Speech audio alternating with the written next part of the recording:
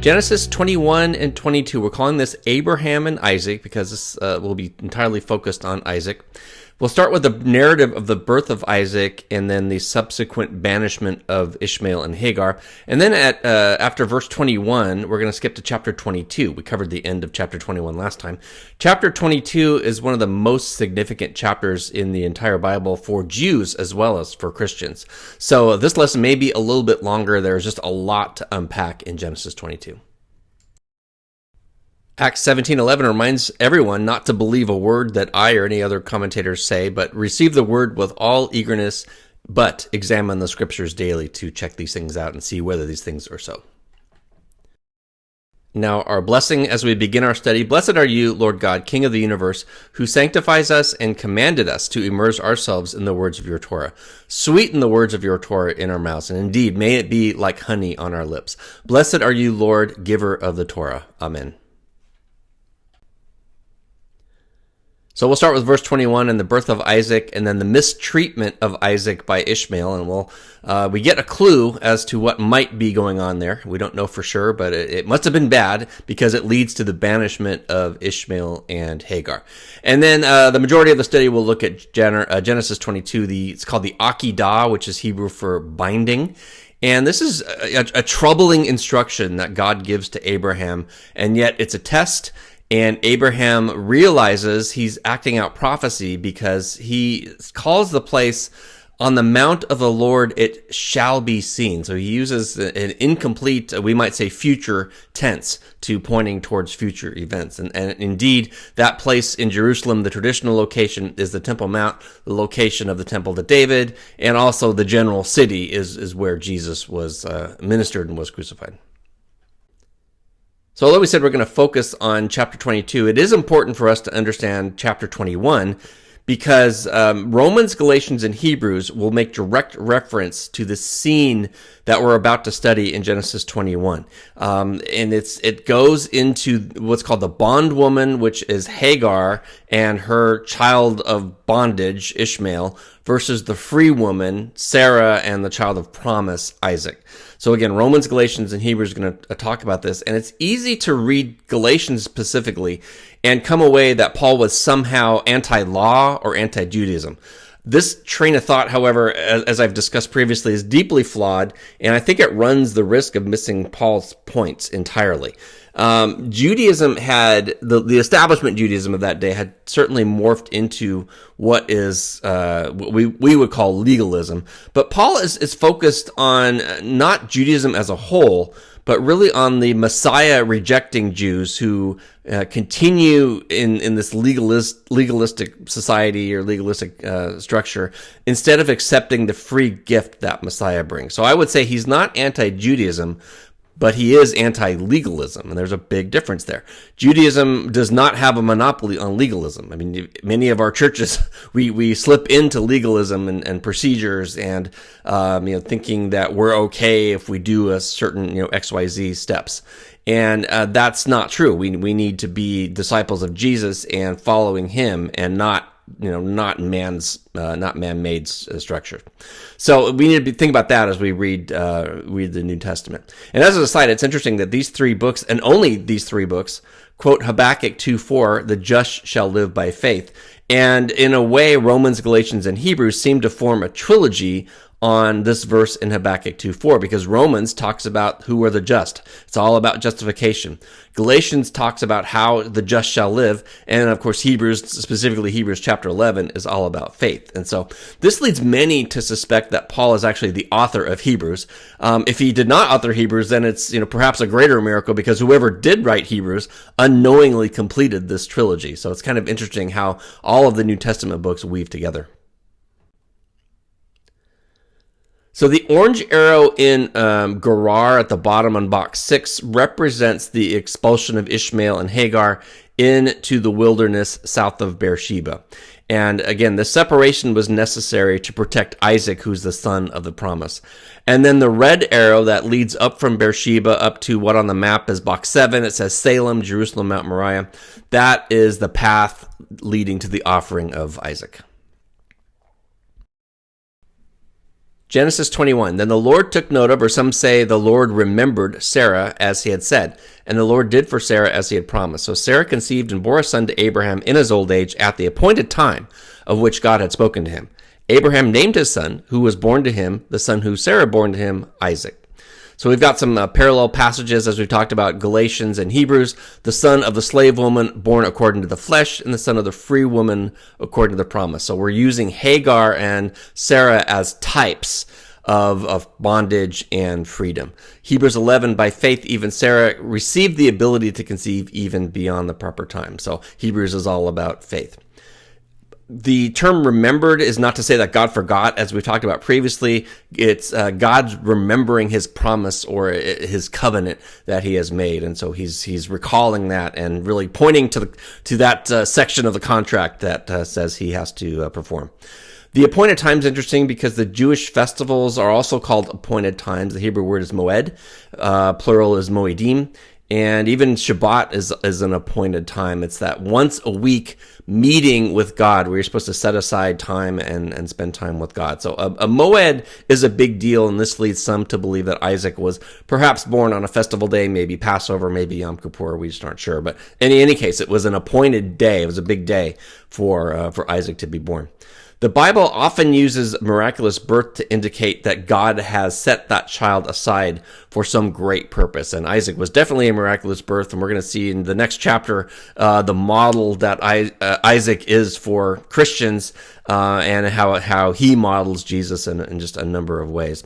Certainly, Jesus is a miraculous birth as well. So we don't think of Mary's womb as closed the way we think of Sarah's womb because she was past time. But still, if Mary had not been with a man, then her womb was closed. And so God miraculously opened it in a big way. The name Isaac, or in Hebrew, is Yitzhak, and that's related to the Hebrew verb sahak, which means to laugh, but it also has this nuanced meaning of mocking, scorning, or even sexual play. And I'll have a verse that supports that as we come up, and that's key to understand what may have happened with Ishmael and Isaac. Then Abraham circumcised his son Isaac when he was 8 days old, as God had commanded him. Now Abraham was 100 years old when his son Isaac was born to him. Sarah said, God has made laughter for me. Everyone who hears will laugh with me. And she said, who would have said to Abraham that Sarah would nurse children? And yet I have given birth to a son in his old age. So we've talked about circumcision previously. In an age of high infant mortality, 8 days was a practical day because at that point the infant was considered viable. And it's important to note that as we look at the son of the promise, that Isaac was circumcised according to the letter of the law on the 8th day. And this is contrasted with Ishmael. He was still circumcised, but he was around 13. And so in a typological sense, he was, but not when he should have been according to the law. Now, of course, the command had just come, and it's not Ishmael's fault that he wasn't circumcised at birth, but it's just this typological model that the Bible uses of Isaac doing things the right way, Ishmael not doing things the right way. Given the nuanced meaning of sahak, we've talked about that on the last slide, this may not necessarily be laughing in joy, but laughing in amazement and perhaps a little bit of disbelief that we saw in chapter 17 and 18, where they laughed and, kind of doubting that this could actually happen. Isaac's birth was a true miracle, and this is an overarching theme in the Bible, that God opens closed wombs, as we talked about previously. God made everything in Sarah come to life, and so it's interesting to note that it talks about nursing. She didn't just give birth, but her body was able to nurse, presumably for a few years after the fact.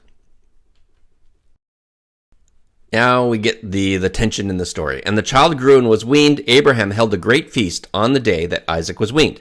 Now Sarah saw the son of Hagar the Egyptian. So she's not mentioning his name, and she's also reminding us that Hagar is the Egyptian, whom she had bore to Abraham, mocking Isaac. Therefore she said to Abraham, drive out the slave woman and her son, for the son of the slave woman shall not be an heir with my son Isaac.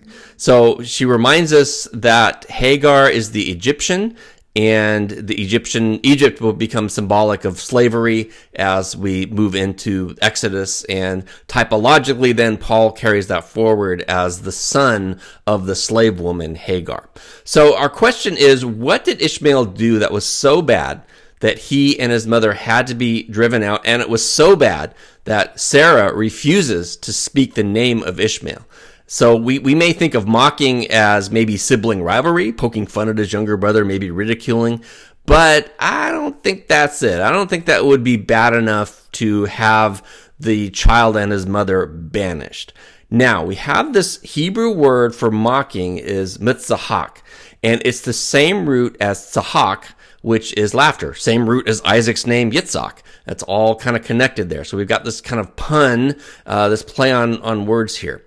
What is a clue as to what this might mean? We have to go to Genesis 26, where the same word is used when Abimelech, the king of the Philistines, looked through a window and saw Isaac and Rebekah, same word, caressing, some translations say sporting, mitzahaking, same word, with his wife Rebekah. So that may give us a clue what husbands and wives do that is entirely appropriate. Ishmael may have done to Isaac entirely inappropriate. So in other words, Ishmael was quite possibly a sexual predator. And that leads to this strong reaction from Sarah, and then Abraham, who doesn't, not happy about it, but he has to go along with it. So whatever it was really, really bad. And so that's what some scholars think it was. And it's just a reminder for us, when Sarah says, drive out the slave woman, we need to drive out fleshly works and sin from our lives. And we'll talk about that on the next slide. So as Talmudim, just as Sarah drove out the woman and her son, we have to drive out fleshly works. So to the extent Ishmael represents sexual inappropriateness, we must never give that an audience in our lives. Paul begins 1 Corinthians 5 talking about fornication in the church that is not even practiced among the pagans. He then says in verse 7, clean out the old leaven so that you may be a new lump, just as you are in fact unleavened, for Christ our Passover has also been sacrificed. So Paul's using this unleavened bread from the Passover as a reminder that we need to get the sin out of our lives and drive it away, just as Sarah drove out Hagar. This was an interesting picture of Abraham casting out Hagar and Ishmael. This episode actually becomes symbolic of the affliction of the Hebrew / Jewish people through the ages. And according to some reckonings, the 400 years of suffering and affliction culminating with the Exodus from Egypt begins with this affliction of Isaac. So it's not that they spent 400 years in Egypt proper. It's that they had 400 years of affliction. And then that started with this episode. So even before Israel was born, the father of Ishmael was being afflicted by God's enemies. Galatians 4:28, you brothers and sisters are like Isaac, the children of the promise. But as that time the son was born according to the flesh, persecuted the one who was born according to the Spirit. So it is even now. So Paul is saying, if you're in the Spirit, you're going to be afflicted by those who are in the flesh. What does it say? Drive out the slave woman and her son, for the son of the slave woman shall not be an heir with the son of the free woman. So then, brothers and sisters, we are not children of the slave woman, but of the free woman. So Paul, again, continuing this discourse, referencing what we're reading right now in Genesis 21. An overarching theme of the Bible is that the firstborn son is supposed to inherit his father's estate, but there is almost more the exception than the rule is the firstborn son does something to forfeit that inheritance. So if the son does something wicked, then he forfeits his promise, and then the next in line receives. And we see this all over the place in Scripture. So not Ishmael. Ishmael's cast out. Ishmael stood to inherit Abraham's estate, but Isaac is the chosen one. Esau was the firstborn, but it's not Esau, but Jacob. Reuben was actually the firstborn of Jacob, but he has another sexual sin, and then Simeon and Levi do something wicked with the men of Shechem. So that leaves number 4 in line, Judah, as the one who inherits. And of course, Jesus comes from the line of Judah. And it's not David's 6 older brothers, but it's David who is chosen. So it's the firstborn son should have been the one one who inherits. But, again, more often than not, that firstborn son does something to forfeit.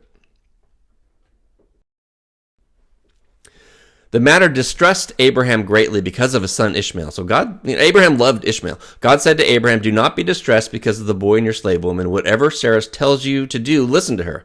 For through Isaac your descendant shall be named. The son of the slave woman I will make a nation also, because he is your descendant." So by being a child of Abraham, Ishmael is still going to be blessed. And we have several references here, Galatians, Romans, and Hebrews, again, reminding us to be children of the promise. Through Isaac, Abraham's descendant shall be named, and that's referenced twice in Romans 9 and Hebrews 11. Genesis 21, so Abraham got up early in the morning, took bread and a skin of water, and gave them to Hagar, putting them on her shoulder, and gave her to the boy and sent her away. So we saw that in the picture. And she departed and wandered about the wilderness of Beersheba. When the water in the skin was used up, she left the boy under one of the bushes. She went and sat down opposite him, about a bow shot away. For she said, "May I not see the boy die?" And she sat opposite him, raised her voice, and wept. Here's another artist picture of Hagar and Ishmael. This is generally the same territory where she wandered in chapter 16, so she may have known the region. We learned when we were in Israel that the towns in Abraham's day were situated about a day's journey apart. So Abraham outfitted her with 1 day's provisions, and probably the expectation was that she would, to use a term from our day, she might refuel at the next Buc-ee's down the road. Perhaps Beersheba, about 15 miles from Gerar, was a day's journey. So maybe he thought she was just going to go straight to Beersheba, but for whatever reason, she doesn't make it and, wanders in the wilderness south of Beersheba. She kind of missed her exit there. Did she make it but was turned away because of her status, or was she so distressed that she meandered aimlessly? We don't know, but it's interesting to think about that she was supposed to be, a day's journey away, and she didn't make it. And so basically they're about to die here. The banishment of Ishmael is actually Abraham's 9th test out of 10. And then we see here that he was actually distressed. He was reluctant to do this because he loved Ishmael. And he had to trust God to take care of Ishmael and trust God to make Ishmael a great nation. And that's why God reiterates the promise that there's a great future for Ishmael, but Isaac is the one who will inherit. God heard the boy crying, and the angel of God called to Hagar from heaven and said to her, "What is the matter with you, Hagar? Do not fear, for God has heard the voice of the boy where he is. Get up, lift up the boy, and hold him by the hand, for I will make a great nation of him." Then God opened her eyes, and she saw a well of water, and she went and filled the skin with water and gave the boy a drink. God was with the boy, and he grew, and he lived in the wilderness and became an archer. He lived in the wilderness of Paran, and his mother took a wife for him from the land of Egypt. So again, Egypt, Paran's in the desert. We have this slavery continuing throughout the life of Ishmael. This region will figure prominently in the wilderness wanderings, and specifically Numbers 13. This is in the region of Kadesh Barnea, where they were supposed to enter the land, but then the 10 spies brought back a bad report and caused a rebellion. So another significant moment where we have a well involved here. Just as in chapter 16, God sees Hagar and he will provide materially. And then he also reiterates his promise that apparently Hagar had forgotten. We might say the well was in plain view. It was right in front of her, but she just couldn't see it because of her blindness. And again, a picture of us.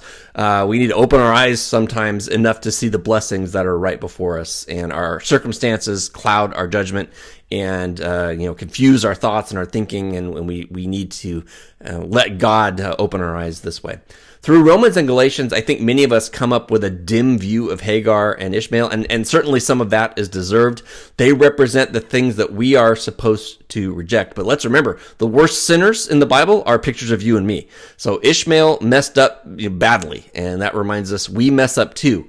In some cases really, really bad. And here God reaches out and offers both mother and son his mercy and protection. And so let's not miss that. I think we can be critical because it doesn't appear that this mercy had any lasting effect on Ishmael, but it's God's mercy none the same.